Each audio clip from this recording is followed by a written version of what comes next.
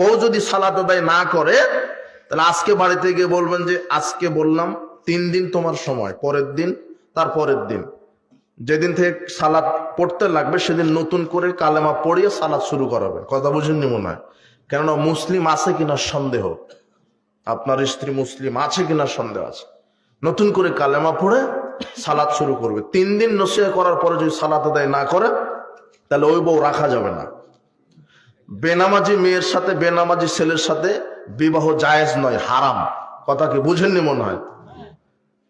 আর বেনামাজি বলছি চিনার জন্য, যদিও কোরআন হয়েছে বেনামাজি নাই, সরাসরি যারা নামাজ পড়ে না তাদেরকে কাফের বলা হয়েছে। কি বলা হয়েছে? সমাজে যারা সালাত আদায় করে না বলবেন ও কাফের। কলিজা লাগবে একটু, হক কথা বলতে গেলে কি লাগে? এটা কলিজা লাগে। যে যারা নামাজ পড়ে না ওরা হলো কাফের, মুশরিক, এই যে কাফের, ওর জানাজা নাই। আর কোন বেনামাজি যদি মারা যায় ওর জানাজায় দাঁড়াবেন না। কথা বুঝেছেন কি? এমনিতে কুকুর পুঁতে রাখতে হবে যাতে দুর্গন্ধ আসে, এই জন্য, ঠিক না? কিন্তু কুকুরের চাইতে ওর গায়ের গন্ধ আরো খারাপ, ওই জন্য মাটির উপর রাখা যাবে না। কোনোভাবে বালি চাপা দিয়ে রেখে দিবেন। কার? বেনামাজি। ওর জানাজা কাফন দাফন নেই, অযথা আপনি এই পানি খরচ করবেন, কুল পাতা, আপনার সাবান দরকারই নেই। খুব খারাপ, সবচেয়ে বেশি খারাপ বেনামাজি, এর চাইতে খারাপ নাই।